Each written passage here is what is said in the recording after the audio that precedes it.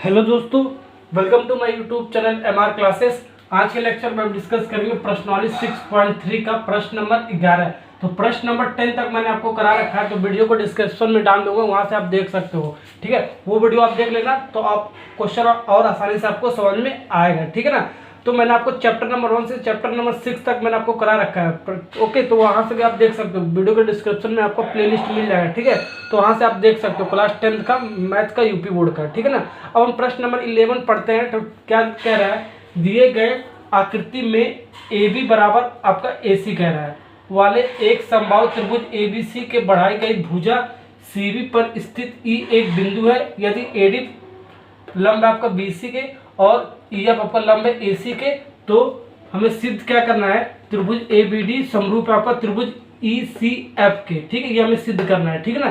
तो सबसे पहले हमारे ये आकृति दे रखा है। ठीक है, ए बी सी आपका क्या है, ये आपका समबाहु त्रिभुज है। ये आपका एक समबाहु त्रिभुज है। ठीक है ना, ये आपका दिया है। ठीक है, और जिसकी समबाहु त्रिभुज की यानी कि ये जो ए बी की जो भुजा है ए सी के क्या है आपका बराबर है।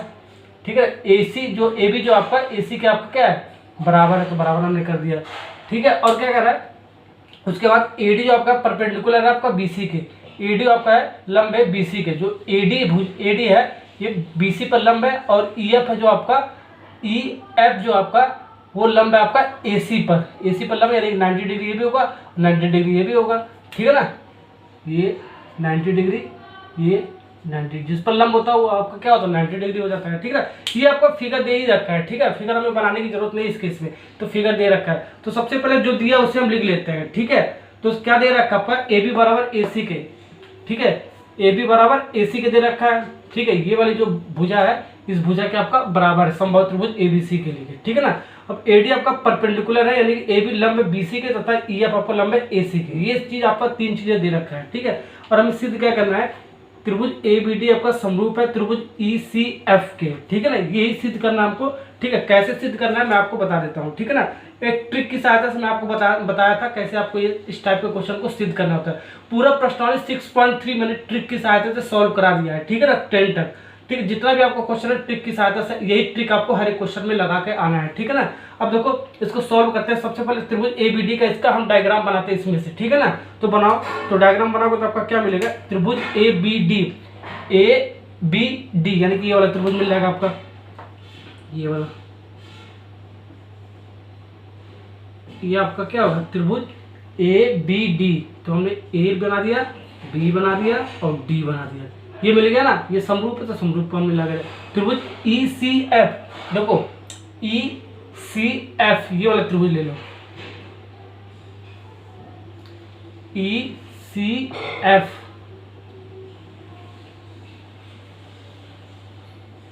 ठीक है, ई सी एफ। अब देखो डायग्राम आपको बनेगा ना, इस त्रिभुज के लिए आपका ये वाला डायग्राम, इस त्रिभुज के लिए आपका ये वाला डायग्राम। समरूप था तो समरूप का हमने साइन लगा दिया। ठीक है ना, ऐसे आपको हर एक क्वेश्चन में आपको करना है। ठीक है, जो भी दोनों त्रिभुज समरूप होगा, जो आपका मेन डायग्राम दिया होगा वहां से हम उसको पार्ट वाइज में डायग्राम बना लेंगे दोनों त्रिभुज समरूप के लिए। ठीक है ना। अब हमारा उत्पत्ति यहाँ से क्या मिला, जो हमें सिद्ध करना वही हमें त्रिभुज लेके चलना होता है। ठीक है, यानी त्रिभुज ए बी डी और त्रिभुज ए ई सी एफ, ये दोनों त्रिभुज हम लेके चलेंगे। ठीक है, अब यहाँ से आपको एंगल कैसे हमको निकालना है मैं आपको बता देता हूँ। ठीक है ना, देखो अब जो पहला वाला है ए, पहले वाला जो त्रिभुज वाला ए है, पहले वाले ई के साथ आपका एंगल बराबर होगा। ठीक है ना। ओके, तो देखो कोण ए बराबर लिख दो, कोण ए बराबर कोण ई के।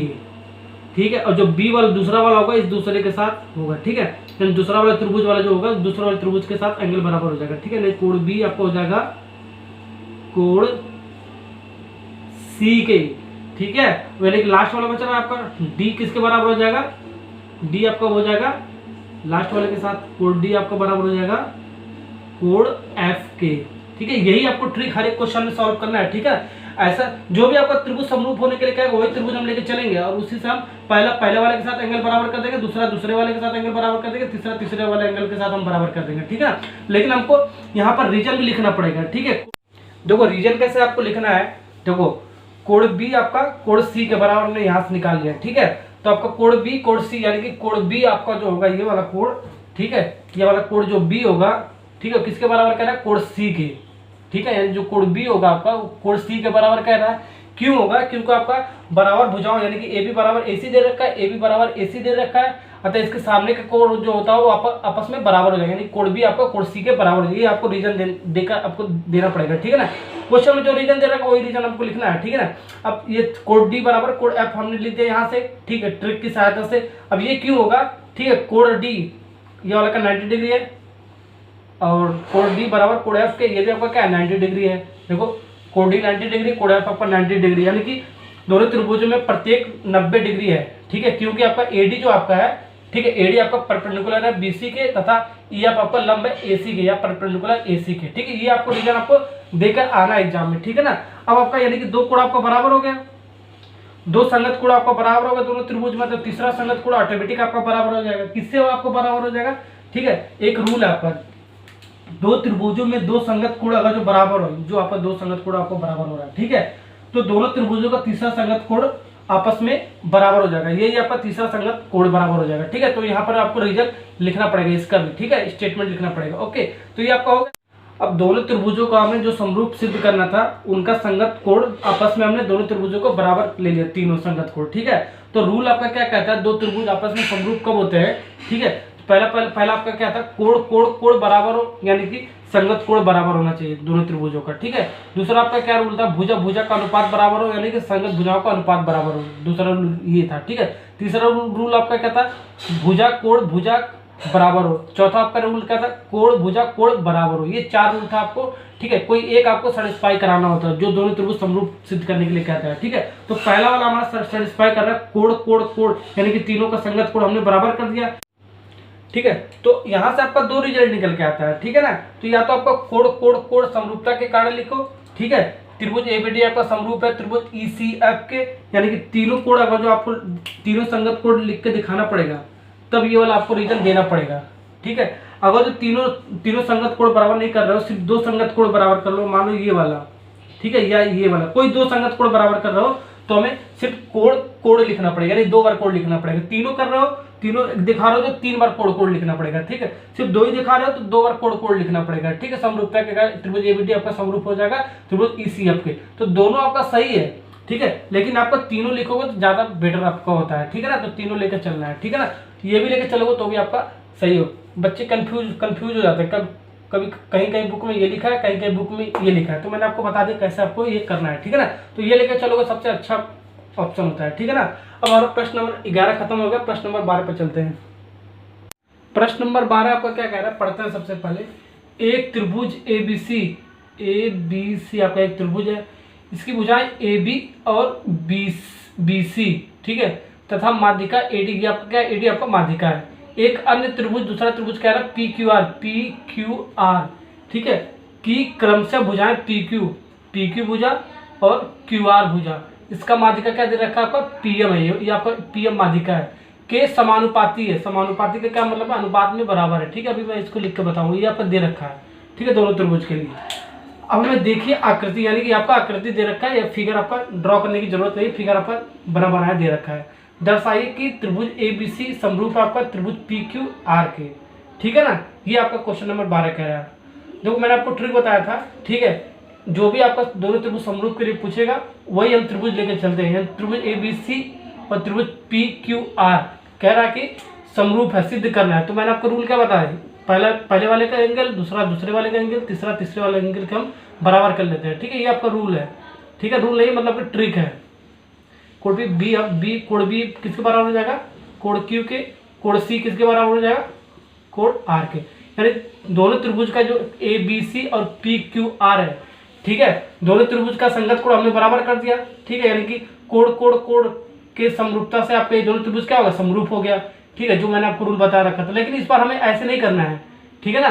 क्यों नहीं करना है? क्योंकि एंगल हमें किस कारण के लिए दे रखा है, इसमें हमें डिफाइन भी तो करना पड़ेगा। ये एंगल क्यों बराबर है, ये एंगल क्यों बराबर है, ये एंगल क्यों बराबर है। लेकिन इस वाले क्वेश्चन में आपका एंगल ये नहीं दे रखा है कि कोण A आपका कोण P किसके कारण बराबर है, ये कुछ आपका दे नहीं रखा है। एंगल के बारे में कोई जिक्र नहीं कर रहा है इस क्वेश्चन में, ठीक है। इसमें भुजाओं का दे रखा है, तो हम भुजाओं से निकालेंगे, ठीक है। इस बार हम भुजाओं से निकालेंगे इस वाले क्वेश्चन में। इस वाले क्वेश्चन में ऐसे इस बार नहीं करना, ठीक है। होता तो आपका ऐसा ही है, लेकिन एंगल वगैरह कुछ आपका दे ही नहीं रखा है। ये वाला एंगल कितना है, ये वाला एंगल क्यों बराबर है, ये चीज आपका दे ही नहीं रखा क्वेश्चन में, ठीक है ना।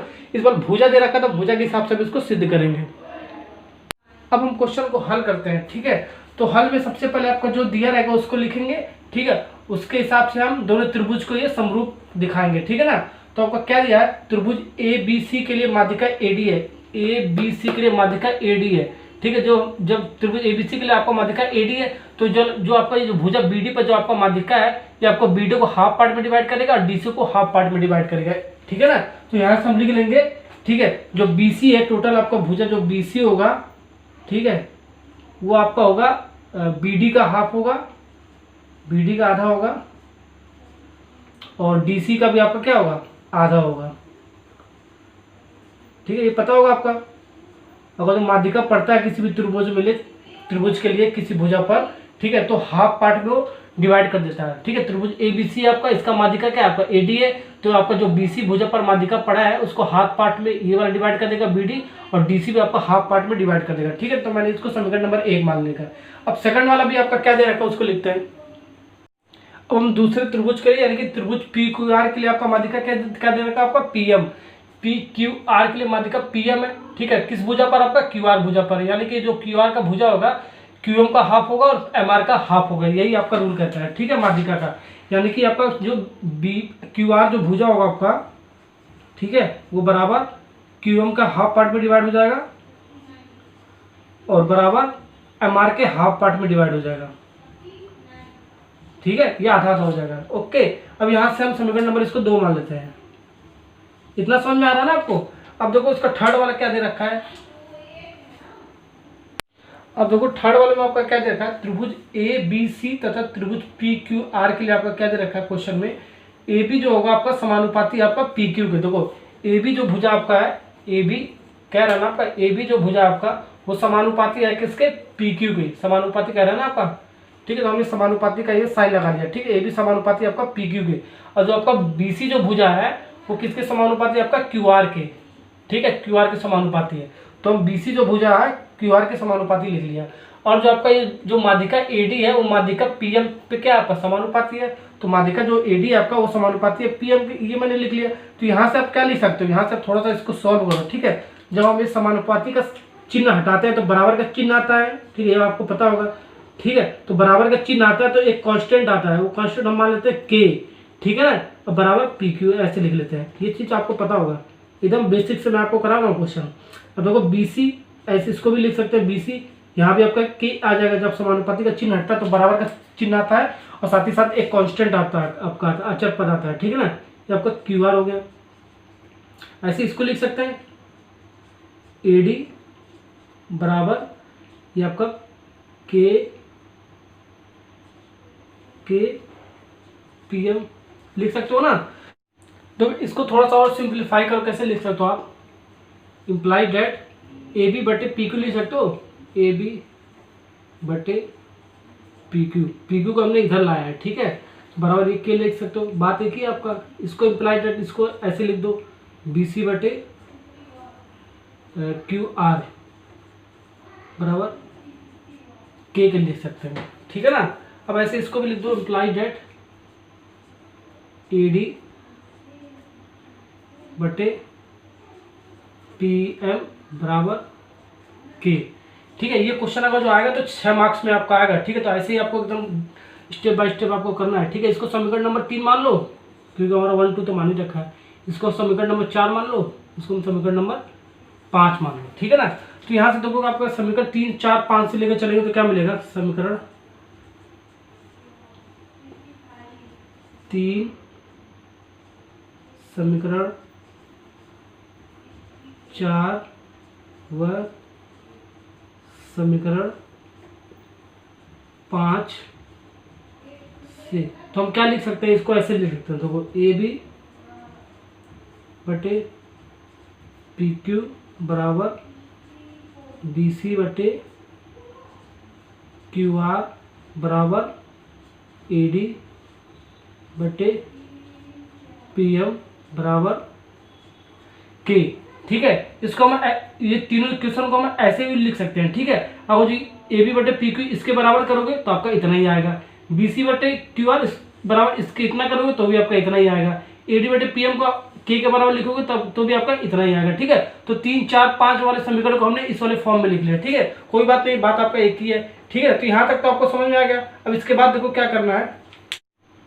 अब देखो इसको मैंने इतना लिख लिया। ठीक है, के को हमने के की यहाँ पर हमें जरूरत नहीं है। ठीक है ना, तो हमने ये वाला जो 3 वाला जो पार्ट था जिसके बराबर था, ये वाला हमने ले लिया यहाँ पर। इसको के की हमें जरूरत नहीं है यहाँ पर। ठीक है, तो ये वाला पार्ट हमने ले लिया, इसको समीकरण नंबर 6 मान लिया। ठीक है ना, अब देखो समीकरण नंबर 1 व समीकरण नंबर 2 का मान, समीकरण नंबर 1 आपका जो BC है और समीकरण नंबर 2 आपका जो QR है, यानी कि समीकरण नंबर 1 और समीकरण नंबर 2 का मान समीकरण नंबर 6 में हम रखने पर आपका क्या मिलेगा, समीकरण नंबर 6 में रखेंगे BC और QR का मान। ठीक है, तो यहाँ से जो आपका था आपका समीकरण नंबर 6, समीकरण नंबर 6 में सबसे पहले उतार लिया।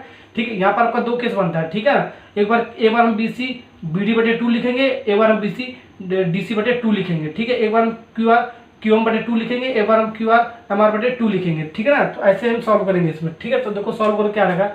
सबसे पहले AB/PQ बराबर, ठीक है ना, AB/PQ BC के स्थान पे क्या लिखेंगे, BD/2, BD का हाफ BD/2 बराबर QR के स्थान पे हम क्या लिखेंगे, QR का QM/हाफ, और ये वाला जो तीसरा वाला आपका AD/PM ऐसे ले लो, AD/PM। केस नंबर 1 है आपका। ठीक है, अब केस नंबर 2 आपका क्या बन सकता है, ऐसे हो सकता है। देखो केस नंबर 2 आपका AB/PQ, मैं दोनों केस देख कर बता रहा हूँ। ठीक है, समझा रहा हूँ आपको, समझाने के लिए मैंने दोनों केस, चाहता मैं ये भी सिर्फ यही करके छोड़ देता। ठीक है ना, लेकिन मैं दोनों केस इसलिए बता रहा हूँ कि आपको अच्छे तरह से समझ में आ जाएगा। ठीक है ना, अब देखो AB/PQ, अब देखो BC के स्थान पे आपका DC/2 भी लिख सकते हो, जाहिर सी बात है DC/2 भी लिख सकते हो। ये केस नंबर 2 आपका चल रहा है। और QR के स्थान MR/2 भी लिख सकते हो, MR/2 भी लिख सकते हो। ओके, फिर बराबर ये आपका क्या है, AD/PM लिख दो, AD/PM लिख दो। बात है कि आपका अब इसको सॉल्व कर, 2 से 2 आपका कट जाएगा हर में, दोनों में। ठीक है ना, यानी कि AB/PQ बराबर BD/QM, ठीक है, बराबर AD/PM। यहाँ से आपका आ गया, यहाँ से आपका क्या आ रहा है, AB/PQ बराबर ये 2 से 2 आप कट जाएगा, DC/MR बराबर AD/PM। ठीक है, ये दोनों आपका समीकरण आ गया, ये वाला और ये वाला हमने BC का मान और QR का मान रखकर। ठीक है, अब देखो ये वाला जो आया रिजल्ट आपका आया। ठीक है, इसको फिगर में देखते हैं।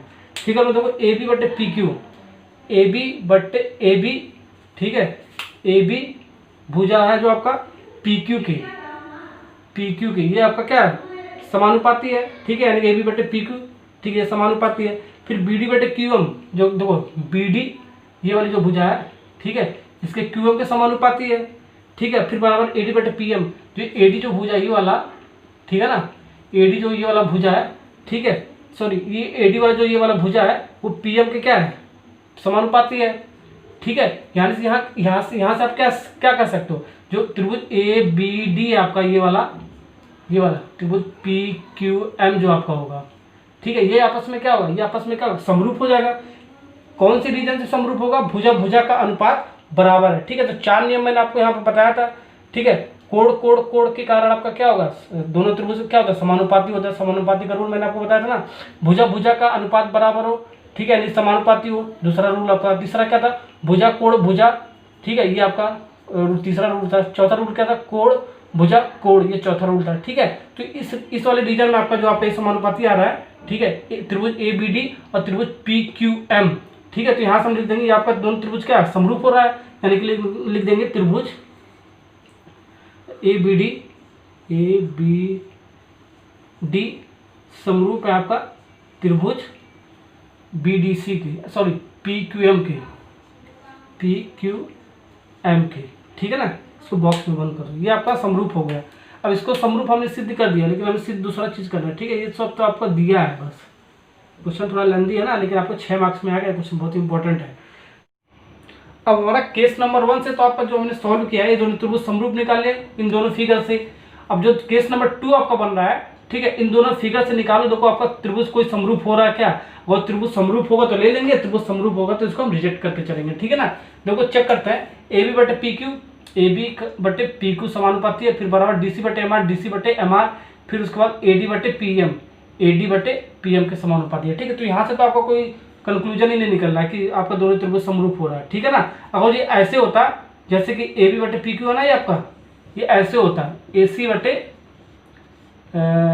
बटे पी आर होता है इसके स्थान पे, फिर बराबर इसके स्थान पे ए सी बटे पी आर होता है, डी सी बटे एम आर तो आपका सही है, ठीक है, फिर बराबर ए डी बटे पी एम होता है, तब ये दोनों त्रिभुज ओके। अगर इसके स्थान पे ए बी बटे पी क्यू के स्थान पे ए सी बटे एम आर होता है तो हमारा दो त्रिभुज समरूप हो जाता है। वो दो त्रिभुज कौन सा होता है आपका होता है, देखो ए सी बटे एम आर समानुपाती आपका पी आर के, ठीक है ना। अब बराबर डी सी बटे एम आर, डी सी बटे एम आर, ठीक है, फिर बराबर ए डी बटे पी एम, ए डी बटे पी एम के। तो दो त्रिभुज कौन सा हो जा रहा है आपका, ये वाला त्रिभुज ए डी सी समरूप हो जाता है आपका त्रिभुज पी एम आर के, त्रिभुज पी एम आर के। अगर ये वाला केस होता तो ये इसके स्थान पे ये होता है, ठीक है, लेकिन इसके स्थान पे आपका ए बी बटे पी क्यू आ रहा, तो यहाँ से आपका कोई कंक्लूजन ही नहीं निकल रहा कि आपका दोनों त्रिभुज भुजाएं इसके बराबर हो सकते हैं, ठीक है। तो आपका यहाँ से क्या दो त्रिभुज आपका समरूप कहीं से भी नहीं आएगा, ठीक है, ये होता तब आता, ठीक है ना। तो ये तो मैंने समझाने के लिए आपको बता दिया। तो यहाँ से आपका क्या रिजेक्ट कर देंगे, ये वाला पार्ट हम रिजेक्ट कर देंगे, ठीक है। केस नंबर 1 से आपका यहाँ से हम सॉल्व करके चलेंगे। तो केस नंबर 1 में त्रिभुज ए बी डी आपका समरूप है त्रिभुज पी क्यू एम से, यही से हम सॉल्व कर लेंगे, ठीक है। ये जो आपका त्रिभुज ए बी सी आपका समरूप है त्रिभुज पी क्यू आर के, ठीक है। इसके बाद हम देखते हैं इसको सिद्ध करते हैं यहाँ से, ओके। अब हमने इसको इसलिए बता दिया क्योंकि हमारा जो आपका डी सी बटे 2 और एम आर बटे 2 जो आपका है, ठीक है, अगर सिर्फ बी डी बटे 2 और क्यू एम बटे 2 लेकर चलते तो हमारा ये वाला समीकरण आ जाता, समीकरण आने के बाद ये वाला दोनों त्रिभुज समरूप आ जाता। लेकिन फिर पूछते कि ये वाला वैल्यू हमने क्यों नहीं रखे, ये वाला वैल्यू रखने पर हमारा ये वाला केस आ रहा था, ठीक है। तो ये वाला हमारा दोनों त्रिभुज समरूप ही नहीं हो रहा था, जब समरूप ही नहीं हो रहा तो इसलिए हम इसको रिजेक्ट लेकर चल रहे हैं, ठीक है ना। इसे हम कैंसिल करके चलेंगे, ओके। अब समझ में आ गया ना आपको, ये वाला क्यों केस हम कैंसिल करके चल रहा हूँ, तो ये समझ में आ गया ना आपको, ठीक है ना। अब इसका हमें कारण भी लिखना पड़ेगा, भुजा भुजा का अनुपात होने के कारण ये दोनों त्रिभुज आपका समरूप है, ठीक है ना, जो मैंने 6 रूल बताया था आपको। अब देखो इसके बाद हम क्या करेंगे, अब ये एंगल आपका इस एंगल के बराबर है, ठीक है। ये रूल मैंने आपको बता रखा है, यानी कि कोण ए जो आपका होगा वो किसके बराबर है, कोण पी के बराबर हो जाएगा, क्योंकि आप दोनों त्रिभुज समरूप है। कोण क्यू बराबर क्या हो जाएगा आपका, ये कोण बी जो आपका होगा वो कोण क्यू के हो जाएगा, ठीक है। अब इस कोण डी लास्ट वाला बचा था, कोण डी किसके बराबर हो जाएगा, कोण एम के हो जाएगा, कोण डी बराबर कोण एम के हो जाएगा, ठीक है। ये इतना रिजल्ट आपको। अब इसके बाद देखो बहुत क्वेश्चन अब यहाँ से इजी हो गया, ठीक है ना। हमें जो सिद्ध करना है उसी को ले लेते हैं। त्रिभुज एबीसी हमारा समरूप है त्रिभुज पी क्यू आर के, हमें सिद्ध करना है, तो उत्पत्ति में यही वाला त्रिभुज हम ले लेते हैं, त्रिभुज एबीसी तथा त्रिभुज पी क्यू आर में। तो इसमें से हमने त्रिभुज एबीसी निकाल लिया, ठीक है, इसमें से हमने त्रिभुज पी क्यू आर निकाल लिया, ठीक है ना। तो ये दोनों समरूप है तो हमने समरूप का चिन्ह लगा लिया। अब इसके लिए कंडीशन हम लिख लेंगे, ठीक है, जो हमारा दिया, जो हमने ये निकाला है, ठीक है ना। तो हमारा दिया क्या आपका, देखो दिया हमारा क्या है, ए बी बटे पी क्यू बराबर बी सी बटे क्यू आर बराबर ए डी बटे पी एम। तो हमारा ये चीज क्या दी, ये चीज हमारा दिया, तो इतना वाला पार्ट हम लेके चल रहे हैं, ठीक है। अभी ओके, कितना वाला पार्ट लेते हैं, ए बी बटे पी क्यू। देखो ए बी की भुजा जो है इसके पी क्यू के समानुपाती है, तो ए बी बटे पी क्यू, ठीक है। और जो बी सी जो भुजा आपका, जो बीसी आपका जो भुजा वो क्यू आर के क्या है, जो बीसी जो भुजा है क्यू आर के समानुपाती था, तो हम लिख सकते हैं बीसी जो भुजा आपका वो क्यू आर के क्या है, समानुपाती है। तो ये आपका क्या है, दिया है, प्रश्न के अनुसार दिया है, ठीक है। दो भुजा आपका बराबर हो गया, ठीक है। एक एंगल भी आपका इसमें बराबर है, देखो कोण बी आपका जो होगा, कोण बी कोण क्यू के बराबर है, ठीक है। कोण जो बी है आपका वो कोण क्यू के बराबर है। ये किस लिए है आपका, क्योंकि दो त्रिभुज आपस में क्या है, समरूप है, समरूप होने के कारण ये कोण बी जो आपका कोण क्यू के बराबर है, ठीक है। तो यहाँ पे रीजन आपको लिखकर बताना पड़ेगा, ठीक है ना, यहाँ पर आपको रीजन लिखना पड़ेगा, ओके। तो यानी कि आपका क्या होगा, ये त्रिभुज आपका समरूप हो गया, त्रिभुज अतः लिखेंगे त्रिभुज ए बी सी समरूप है आपका त्रिभुज पी क्यू आर के, ठीक। अब दोनों त्रिभुज आपका समरूप तो मैंने सिद्ध कर दिया, ठीक है, लेकिन इसको रीजन भी लिखना पड़ेगा, कौन से रीजन से आपका समरूप हो रहा है।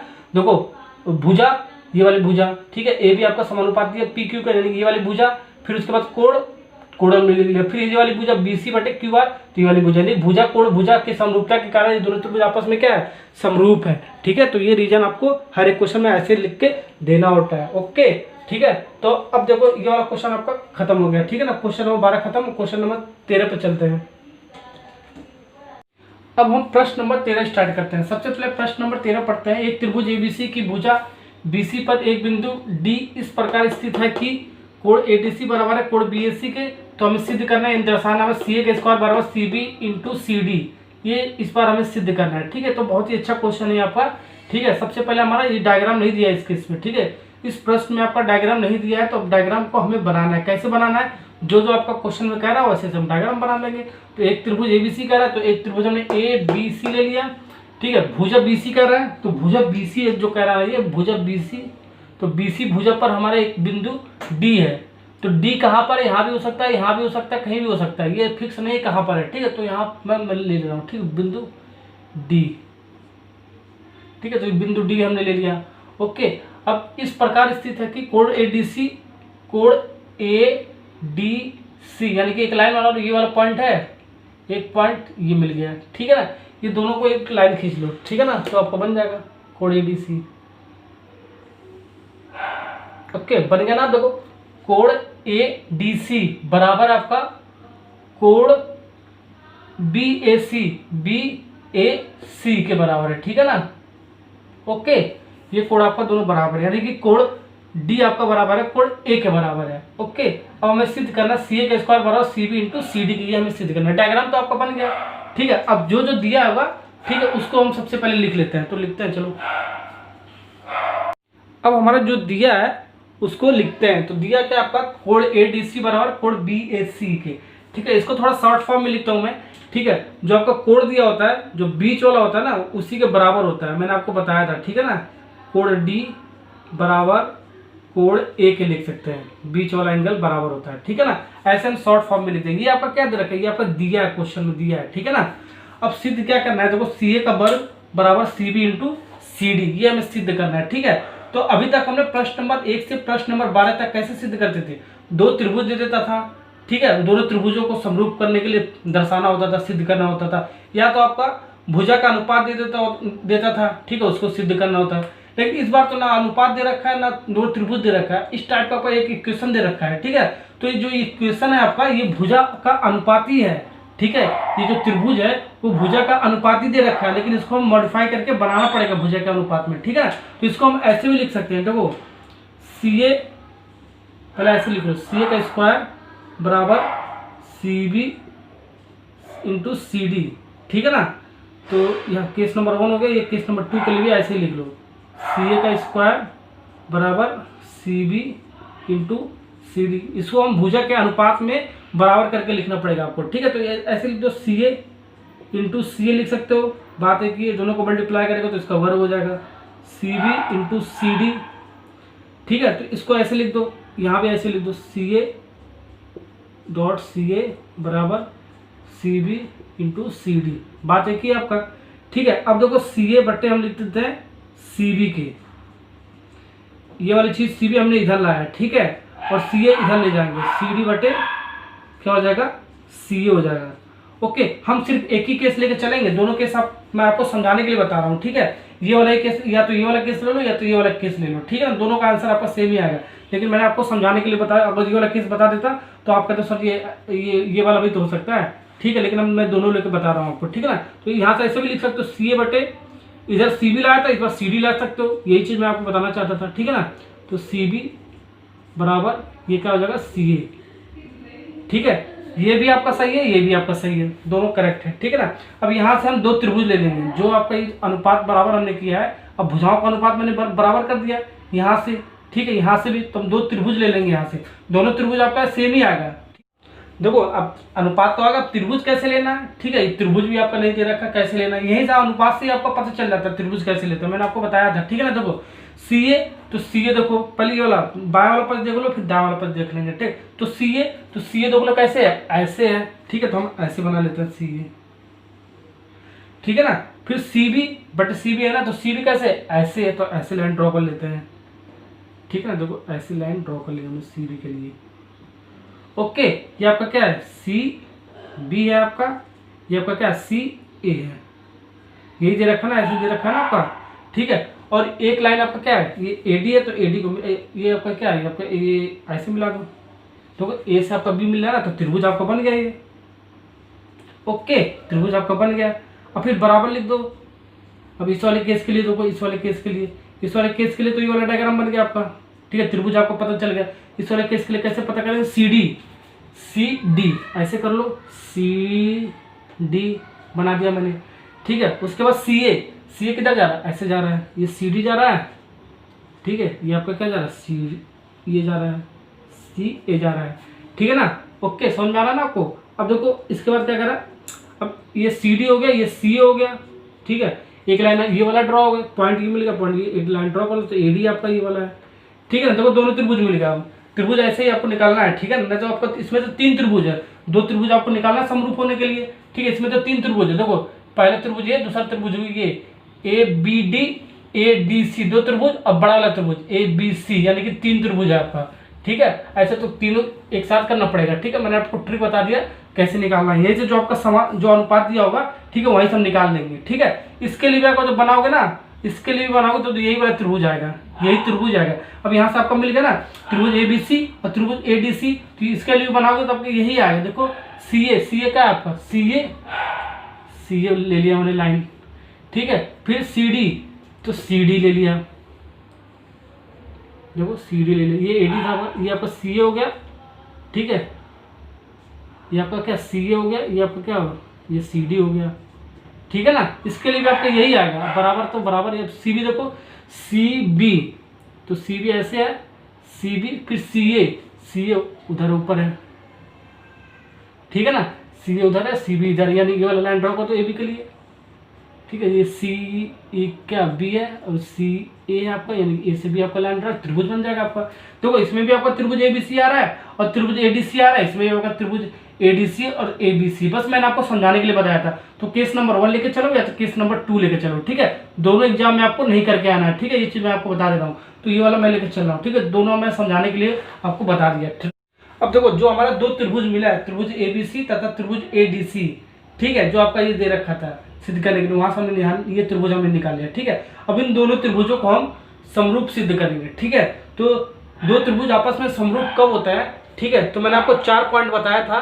ठीक है, संगत कोण बराबर हो, यानी कि कोण बराबर हो। दूसरा आपका क्या था, संगत भुजाएं बराबर हो दोनों त्रिभुजों का, यानी कि भुजा का अनुपात बराबर हो। तीसरा आपका क्या था, भुजा कोण भुजा बराबर हो। चौथा आपका पॉइंट क्या था, कोण भुजा कोण बराबर हो। ठीक है, इन चारों में से कोई एक आपका सेटिस्फाई कर देता तो चारों ऑटोमेटिक कर देता है। ठीक है, तो यही दोनों त्रिभुज के लिए ये वाला कंडीशन लगाएंगे। ठीक है, तो लगाते हैं। सबसे पहले देखते हैं क्या मिलता है आपका। तो देखो सबसे पहले पर दोनों त्रिभुजों के लिए आपका क्या दे रखा है, कोण डी दे रखा है, कोण ए के, यानी कि कोण जो डी है आपका कोण ए के दे रखा है। ठीक है ना, तो कोण जो डी है आपका, ये आपका कोण ए के बराबर है। ये आपका क्या है, ये आपका दिया है, लिखेंगे क्वेश्चन के हिसाब से लिखेंगे। ठीक है, दिया है, दिया आपका। ओके, अब इसके बाद देखो, अब ये त्रिभुज एबीसी है, त्रिभुज एडीसी है। ठीक है, ये वाला जो ये आपका क्या था, कोण जो डी है आपका, जो कोण डी है, ठीक है, कोण ए के बराबर दे रखा है। ठीक है, ये दिया आपका। और ये देखो यहाँ से आपका कोण जो सी है और इसमें जो कोण सी है, त्रिभुज एबीसी में कोण सी और त्रिभुज एडीसी में कोण सी, ये क्या आपस में है, ये दोनों ये उभयनिष्ठ कोण है। तो यहाँ पर लिखेंगे कोण सी बराबर कोण सी, यानी कि ये वाला कोण सी बराबर कोण सी। ठीक है, ये आपका क्या है, ये आपका उभयनिष्ठ कोण है, लिख देंगे। रीजन में लिखना पड़ेगा आपका, उभयनिष्ठ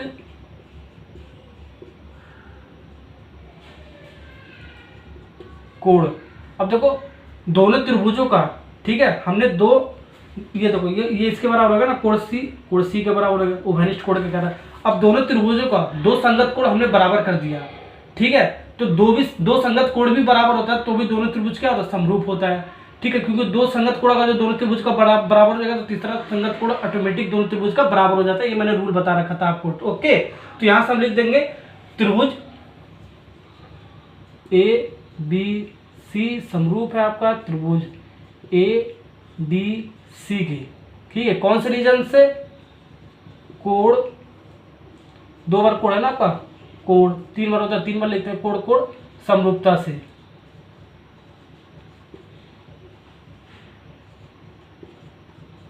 ठीक है, समझ में आ रहा है ना आपको। ओके, अब ये तो हमने निकाला त्रिभुज एबीसी आपका समरूप है त्रिभुज एडीसी के, ठीक है, लेकिन ये चीज़ हमें थोड़ी ना प्रूव करना है, हमें तो ये चीज़ प्रूव करना है, ठीक है। अगर देखो अब ये तो समरूप हो गया, ठीक है, यानी कि संगत कोण से आपका ये दोनों त्रिभुज समरूप हो गया। जब संगत कोण से आपका दोनों त्रिभुज समरूप हो गया तो इसकी संगत भुजाएं भी बराबर होगा। 4 रूल बताया था, चारों ऑटोमेटिक सेटिस्फाई कर देगा, ठीक है ना। तो संगत भुजाएं भी इसका बराबर हो जाएगा, तो संगत भुजाएं बराबर होगा तो देखो क्या लिखते हैं इसके लिए। अब हम इसका संगत भुजाएं बराबर करते हैं, ठीक है ना। तो देखो इसमें भी आपका 2 केस बनेगा, ठीक है, तो दोनों केस हम समझेंगे, ठीक है। एक केस बता दूंगा तो आपको समझ में नहीं आएगा, तो दोनों केस हम समझते हैं। देखो त्रिभुज एबीसी के लिए सबसे पहले लिखते हैं संगत भुजाएं त्रिभुज एबीसी के लिए, ठीक है ना। तो जहां पर आपका कोण बन रहा है कोण सी, ठीक है, उससे निकलने वाली 2 भुजा क्या अनुपात में बराबर होगी, ये आपका समरूपता का नियम कहता है, ठीक है ना। तो आप कोण सी से कितनी भुजा निकल रहा है, ये वाली भुजा और ये वाली भुजा, ठीक है, यानी कि सी ए बटे सी बी या सी बी बटे सी ए भी लिख सकते हो, ठीक है, यानी सी ए बटे सी बी लिख देते हैं, ठीक है ना। उल्टा भी लिख सकते हो, सी बी बटे सी ए भी लिख सकते हो, ठीक है। ये आपका त्रिभुज एबीसी के लिए लिख लिया, ठीक है, अनुपात में बराबर होते हैं, ठीक है। अब देखो त्रिभुज एडीसी के लिए, अब एडीसी के लिए लिखेंगे, ठीक है, संगत भुजाएं। तो सी वाला एंगल यहाँ बनना है आपका, ठीक है, सी वाला एंगल यहाँ बनना है, तो इससे निकलने वाली भुजा आपका क्या है, ये वाली और ये वाली, ठीक है, यानी कि सी ए बटे सी डी, ठीक है, यही तो भुजा आपका था, ठीक है। अब देखो ये तो आपका करेगा अंश में तो सी बी बराबर क्या आ जा रहा है, सी डी आ जा रहा है, ठीक है, लेकिन ये चीज तो हमें प्रूव भी नहीं करना है, ठीक है ना। तो इसमें थोड़ा सा दिमाग लगाएंगे, ठीक है ना। अब देखो केस नंबर 1 था आपका, ये केस नंबर 2 है, इसलिए मैं दोनों केस बता रहा हूँ, ठीक है। अब देखो सी ए बटे सी बी को ऐसे ही लिख लो पहले, सी ए बटे सी बी त्रिभुज एबीसी से हमने लिखा है, ठीक है ना, त्रिभुज एबीसी से लिखा है। त्रिभुज एडीसी में थोड़ा चेंज कर दो आपको, तो मैंने आपको बताया सी ए बटे सी डी हो सकता है, या तो ऐसे भी लिख सकते हो सी डी बटे, इसका उल्टा भी सी डी बटे सी ए भी लिख सकते हो, जाहिर सी बात है, ठीक है ना। सी डी बटे सी ए लिख सकते हो, कोई फर्क नहीं पड़ता है, या तो सी ए बटे सी डी लिखो या सी डी बटे सी ए लिख दो। हम क्यों लिख रहे हैं, क्योंकि हमें तिर्यक गुणा करोगे तो सी स्क्वायर हमारा आना चाहिए, ठीक है। यहाँ पर तो ये वाला हम नहीं लेंगे, तो हम ये वाला लेंगे, ओके। चाहे इसको ऐसे लिखो चाहे इसको ऐसे लिखो, बात आपका एक ही है, ठीक है, अनुपात में बराबर हो रहा है ना, तो इसको लेकर चलेंगे, यानी कि इसका तिर्यक गुणा करोगे इसके साथ और इसका इसके साथ, तो आ जाएगा आंसर सी ए का वर्ग बराबर C B into C D, ठीक है, ये हमें प्रूव करना था, तो लिख देंगे हेंस प्रूव्ड, ठीक है। समझ में आएगा ना आपको, देखो ये चीज़ आपको प्रूव करना था, ओके। तो मैंने दोनों केस लेकर आपको बता दिया है, ओके। तो कोण कोण समरूपता से ये दोनों त्रिभुज समरूपता, तो इसकी संगत भुजाएं भी बराबर होगा, तो संगत भुजाएं भी हमने बराबर करके इसको हम यहाँ तक सॉल्व कर लिए, तो हमारा जो सिद्ध करना था वो आ गया, ठीक है। और जब आपको डायरेक्ट यहाँ तक आपको समझ में नहीं आ रहा है, ठीक है, डायरेक्ट हमने जो ऐसे इसका अनुपात में भुजाओं को बराबर किया था, ठीक है, तो यहाँ से आप डायरेक्ट ऐसे लिख सकते हो, ठीक है, संगत भुजाएं बराबर कर सी ए बटे सी बी बराबर सी डी बटे सी ए, इसको तिर्यक गुणा करोगे इतना ही आएगा, ठीक है। तो मैंने आपको मेथड बता दिया करने का, या तो ऐसे कर दो ट्रिक की सहायता से, या तो आप प्रॉपर मेथड से करो, ठीक है ना। ओके, तो हमारा प्रश्न नंबर 13 खत्म हो गया, 14 पे चलते हैं आप।